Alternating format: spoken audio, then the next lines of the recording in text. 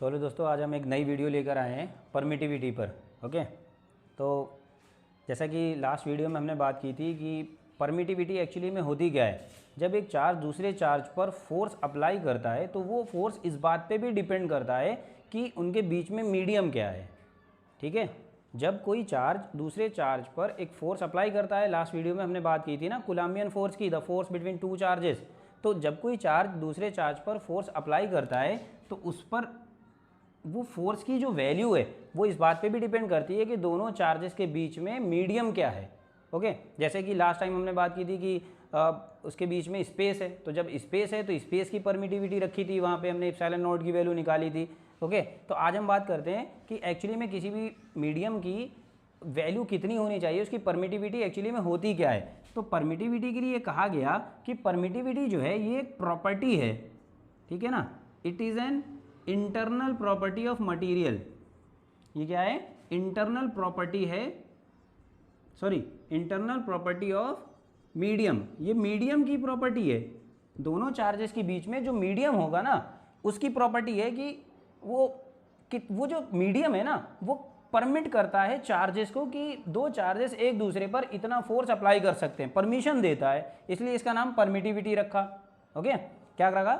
एक चार्ज जैसे Q1 charge है, ठीक है ना, और एक चार्ज है Q2, 2 पॉइंट चार्ज हैं, तो दोनों एक दूसरे से r दूरी पर हैं, और इनके बीच में जो फोर्स लग रहा है वो इस बात पे भी डिपेंड करता है कि इनके बीच में परमिटिविटी क्या, मतलब इनके बीच में मीडियम क्या है। ओके, तो इनके बीच में जो मीडियम होगा वो मीडियम इन दोनों चार्जेस को परमिट करेगा इस बात के लिए कि ये दोनों चार्जेस एक दूसरे पर इतना फोर्स लगा सकते हैं मैक्सिमम, इससे ज़्यादा फोर्स अप्लाई नहीं कर सकते हैं। और इनके बीच में अगर कोई मीडियम नहीं है, स्पेस है या वैक्यूम है, तो फिर ये अपनी जितना भी मैक्सिमम फोर्स लगा सकते हैं लगाएंगे। कितना फोर्स लगाते हैं ये? 1/4 pi epsilon naught Q1 upon Q1 Q2 upon R। यहाँ इप्सिलॉन नॉट क्या था? ये थी परमिटिविटी, इसको क्या लेते थे हम? परमिटिविटी ऑफ फ्री स्पेस, या स्पेस की परमिटिविटी थी। स्पेस की क्यों परमिटिविटी ली?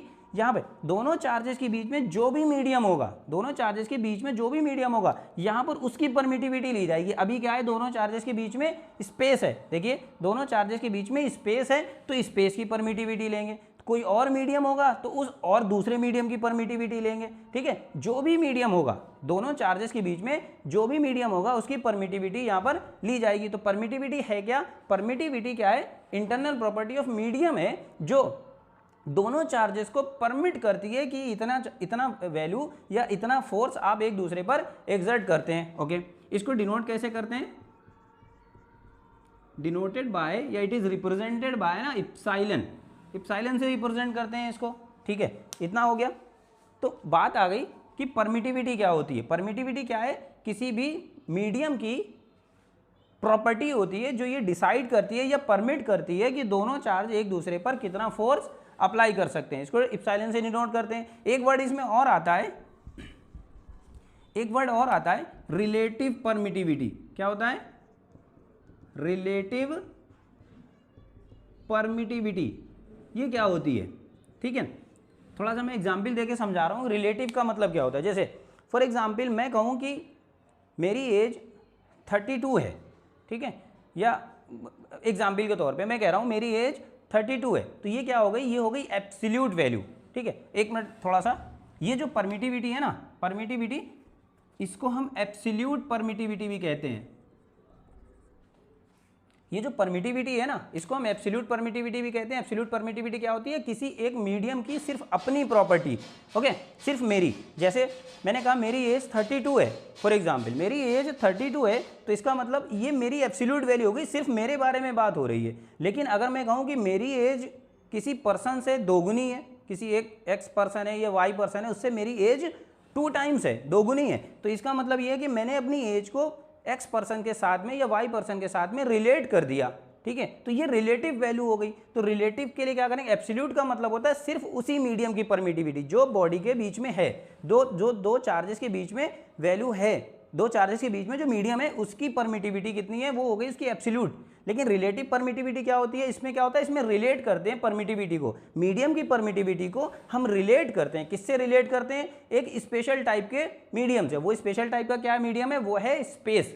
हम क्या करेंगे? स्पेस से परमिटिविटी को रिलेट करते हैं, स्पेस की परमिटिविटी से मीडियम की परमिटिविटी को रिलेट करते हैं, ठीक है। रिलेट करने का मतलब है हम कंपैरिजन कर रहे हैं। देखो, तो हमें स्टार्टिंग से सिखाया गया, जैसे फॉर एग्जांपल मैं यहाँ पे थोड़ा सा साइड वर्क कर रहा हूँ, जैसे 10/5 ये किया गया ना, तो जब भी हम किन्हीं दो नंबर को डिवाइड करते हैं तो इनका मतलब यही होता है कि हम इनको कंपेयर कर रहे हैं, ठीक है ना। 5 2 10, तो इससे क्या पता चला, हमें हमेशा से यही बताया गया कि 5 को 10 से डिवाइड करेंगे तो आंसर 2 आएगा। इसका मीनिंग ये होता है कि 10 को हम 5 से क्या कर रहे हैं, 10 को 5 से कंपेयर कर रहे हैं, तो कंपेरिजन में आया आंसर 2। तो इससे ये पता चला कि 10 जो है वो 5 का 2 टाइम्स है, 10 जो है वो 5 का 2 टाइम्स है, कंपैरिजन कर रहे हैं। तो जब भी हम किन्हीं दो चीज़ों को कंपेयर करते हैं, दो क्वांटिटीज़ को या दो प्रॉपर्टीज़ को कंपेयर करते हैं, तो हम दोनों को डिवाइड करते हैं, ठीक है। अब इसमें न्यूमरेटर क्या होता है, जिसको कंपेयर किया जाएगा, जिस प्रॉपर्टी को कंपेयर किया जाएगा वो न्यूमरेटर होगा, और जिस प्रॉपर्टी से कंपेयर किया जाएगा वो डिनोमिनेटर बनेगा। ओके, तो समझ में आ रहा होगा कि कंपेरिजन का मतलब होता है डिवाइड करना। ओके, थोड़ा सा समझाते हैं। तो रिलेटिव परमिटिविटी क्या है, एक्चुअली में क्या करते हैं हम, किसी भी मीडियम की प्रॉपर्टी को, मीडियम की परमिटिविटी को, किसी भी मीडियम की परमिटिविटी को हम स्पेस की परमिटिविटी से क्या करते हैं, कंपेयर करते हैं, रिलेट करते हैं। रिलेटिव है ना, जब हम बात करते हैं ना, रिलेटिव बात करेंगे, जैसे मैं कहूँ मेरी एज तुमसे 2 गुनी है ना, मेरी एज पर्सन एक्स से 2 टाइम्स है, तो मैंने अपनी एज को उससे 2 रिलेट कर लिया, है ना, डिवाइड कर दिया, तो मेरी एज को अगर उसकी एज से डिवाइड करेंगे तो 2 आंसर आएगा, ठीक है। तो रिलेट का मतलब क्या होगा, वैसे इसकी डिफिनेशन जो होती है बुक में क्या होती है, इट इज़ द रेशियो, ये क्या होता है, ratio of, it is the ratio of absolute permittivity, absolute permittivity to the permittivity of free space, permittivity of free space. Okay, पर क्या करेंगे हम, किसी भी मीडियम की एब्सोल्यूट परमिटिविटी को अगर हम फ्री स्पेस या स्पेस की परमिटिविटी से कंपेयर कर देंगे तो हमें क्या मिलेगी, रिलेटिव परमिटिविटी। रिलेटिव परमिटिविटी को एप्सिलॉन आर से रिप्रेजेंट करते हैं। तो ये क्या होता है, ये रेशियो होता है किसका, ये होता है किसी भी मीडियम की मीडियम की परमिटिविटी, मान लिया कोई मीडियम है, उसकी परमिटिविटी एप्सिलॉन है, और आपको पता है स्पेस की परमिटिविटी एप्सिलॉन नॉट होती है, तो इसको एप्सिलॉन नॉट से कंपेयर कर दिया जाएगा, ठीक है ना। इसको कंपेयर, देखो इसको कंपेयर करना है ना, रिलेटिव किसकी निकालनी, रिलेटिव परमिटिविटी हमें निकालनी है मीडियम की, तो जिस मीडियम की निकालनी है वो न्यूमरेटर बनेगा, मतलब इसको कंपेयर करना है, इस मीडियम को कंपेयर करना है, किससे, स्पेस से कंपेयर करना है, तो जिसको कंपेयर करना होता है उसको न्यूमरेटर में रखते हैं, जिससे कंपेयर करना होता है उसको डिनोमिनेटर में रखते हैं। तो यूं कह सकते हो, तो रिलेटिव परमिटिविटी क्या बनती है, परमिटिविटी ऑफ, ये क्या रेशियो है, परमिटिविटी ऑफ मीडियम, किसी भी मीडियम की permittivity divided by permittivity of free space. Okay, तो एप्सिलॉन आर जो है वो रिलेटिव परमिटिविटी है, इसकी यूनिट भी नहीं होती है कोई, क्योंकि ये एक रेशियो है तो इसलिए इसकी यूनिट भी नहीं होगी, ठीक है ना। इसकी यूनिट अगर मैं पूछूं,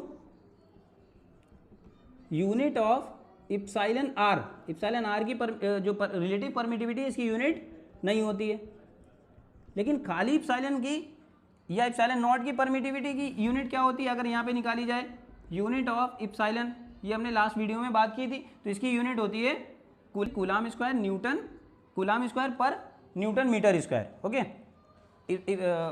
परमिटिविटी की यूनिट होती है coulomb square per newton metre square. Okay, तो ऐसी रिलेटिव फ्री स्पेस की परमिटिविटी की भी यूनिट यही होती है, दोनों की सेम यूनिट होगी तो रेशियो है तो डिवाइड हो जाएगा, तो एप्सिलॉन आर की कोई भी यूनिट नहीं बनेगी, ठीक है। और एप्सिलॉन आर को कुछ बुक्स में के से भी रिप्रेजेंट किया गया है, एप्सिलॉन आर को के से भी लिखते हैं, ठीक है, या इसको छोड़िए, ठीक है। तो रिलेटिव परमिटिविटी आ गई, देखिए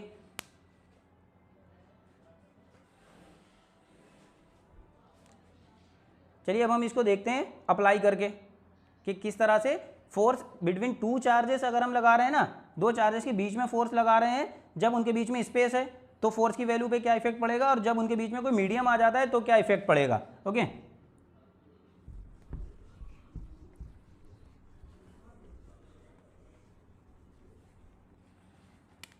देखिए जैसे अभी हमारे पास 2 पॉइंट चार्ज है मान लिया, और दोनों के बीच की डिस्टेंस कितनी है, आर है, ठीक है, और इनके बीच में अभी कोई मीडियम नहीं है, स्पेस है, तो स्पेस है तो स्पेस की परमिटिविटी होगी इप्सिलॉन नॉट। ओके, तो इनके बीच में फोर्स कितना लग रहा होगा, मान लेते हैं इनके बीच में फोर्स लग रहा है एफ नॉट, वैल्यू है 1/4 पाई इप्सिलॉन नॉट। तो जो मीडियम होगा इनके बीच में उसकी परमिटिविटी रखी जाएगी। तो अभी तो दोनों चार्जेस के बीच में स्पेस है तो स्पेस की परमिटिविटी रखी, बाकी Q1 Q2 by R square, Coulomb's law के अकॉर्डिंग ये आ गया, इतना फोर्स लगेगा। लेकिन वहीं क्या हो रहा है, when a medium present between charges, अगर चार्जेस के बीच में कोई मीडियम हो, फॉर एग्जांपल कोई भी मीडियम है, इसके बीच में कोई मैंने माइका फिल कर दी, ठीक है, या ग्लास फिल कर दिया, या फिर वाटर फिल कर दिया, या कोई मटेरियल फिल कर दिया, कुछ भी फिल कर दिया, तो इसके बीच में कोई मीडियम आ गया अब, और ऐसा मीडियम है जिसकी परमिटिविटी इप्सिलॉन है, तो अब फोर्स कितना लगेगा, अब फोर्स होगा इनके बीच में, अब फोर्स हो जाएगा 1/4 पाई। अब जो मीडियम होता है उसकी परमिटिविटी रखते हैं, यहाँ देखिए स्पेस था तो स्पेस की परमिटिविटी रखी, तो यहाँ पे मीडियम है, जो भी मीडियम होगा उसकी परमिटिविटी यहाँ रखेंगे। ओके, और बाकी Q1 Q2 by R square. अब इतना फोर्स लगेगा, तो मैं ये देखना चाहता हूँ कि फोर्स की वैल्यू जो है वो इंक्रीज हुई है कि डिक्रीज हुई है मीडियम के आने से। तो होगा क्या, जैसा कि अभी आपने देखा इप्सिलॉन आर ये होती है रिलेटिव परमिटिविटी, ठीक है, इसको K से भी रिप्रेजेंट करते हैं, और ये डाइलेक्ट्रिक कांस्टेंट भी बोला जाता है इसको, K, इप्सिलॉन आर की वैल्यू K भी होती है, और इसको डाइलेक्ट्रिक कांस्टेंट के नाम से भी जाना जाता है, ठीक है। तो K की वैल्यू जो होती है ना, इप्सिलॉन आर बराबर कितना होता है, इप्सिलॉन अपॉन इप्सिलॉन नॉट। देखिए इप्सिलॉन आर की वैल्यू अभी हमने पढ़ी, क्या होता है इप्सिलॉन आर, रिलेटिव परमिटिविटी क्या होती है, it is the ratio of permittivity of medium to the permittivity of free space. तो यहाँ से इप्सिलॉन की वैल्यू कितनी आ जाएगी, सिर्फ इप्सिलॉन की, इप्सिलॉन नॉट इधर आ जाएगा, तो ये हो जाएगी epsilon R into epsilon naught. Epsilon R को हम K भी बोलते हैं, तो इसको K इप्सिलॉन नॉट भी बोल देंगे। तो देखो यहाँ पे इप्सिलॉन नॉट की जगह पे पुट कर दिया जाएगा 1/4 पाई इप्सिलॉन नॉट की जगह K epsilon naught, okay, Q1 Q2 by R square. अब ये फोर्स हो गया, चलिए देखते हैं वैल्यू कितनी आएगी। तो F बराबर यहाँ देखिए 1/K मैं बाहर निकाल ले रहा हूँ इसको थोड़ी देर के लिए, बाकी वैल्यू कितनी बच रही है 1/4 pi epsilon naught Q1 Q2 by R square, ये बाकी वैल्यू ऐसी बचेगी। ओके, तो अब F की वैल्यू देखिए ज़रा, ये जो ब्रैकेट में टर्म है ये किसके बराबर है, ये F नॉट के बराबर है, यानी दोनों चार्ज के बीच में जो फोर्स लग रहा था जब स्पेस था, तो अब फोर्स आ जाएगा 1/K इंटू एफ नॉट। तो F इजिकल टू, अब ये फोर्स हो गया F is equal to F naught upon K। तो ये फोर्स कब लग रहा था, ये फोर्स जब लग रहा था जब दोनों बॉडी के बीच में स्पेस था, और ये फोर्स कब लग रहा है जब दोनों बॉडी के बीच में मीडियम है। तो मीडियम के आने से फोर्स की वैल्यू K टाइम्स कम हो गई है। ओके, तो जैसे ही मीडियम आता है, किन्हीं दो पार्टिकल या किन्हीं दो चार्ज पार्टिकल के बीच में कोई मीडियम आ जाता है, तो उसकी जो उसके जो चार्जेस के बीच में जो फोर्स लग रहा होता है वो कम हो जाती है वैल्यू मीडियम के आ जाने से। ओके, कितना कम हो जाता है, K टाइम्स। जैसे एग्जाम्पल के तौर पे, ठीक है, एक एग्जाम्पल देखते हैं, ठीक, दो चार्जेस हैं इनके बीच में फोर्स लग रहा था, दो चार्जेस हैं इनके बीच में फोर्स लग रहा था 6 न्यूटन का।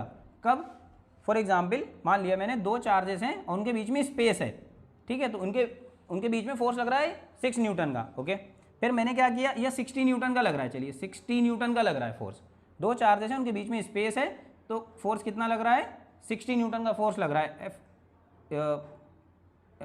एफ नॉट की वैल्यू जो दे रखी है, ठीक है। अब क्या किया मैंने, अब मैंने इन दोनों चार्जेस के बीच में एक मीडियम फिल कर दिया जिसकी डाइलेक्ट्रिक कांस्टेंट या रिलेटिव परमिटिविटी 6 है, ठीक है।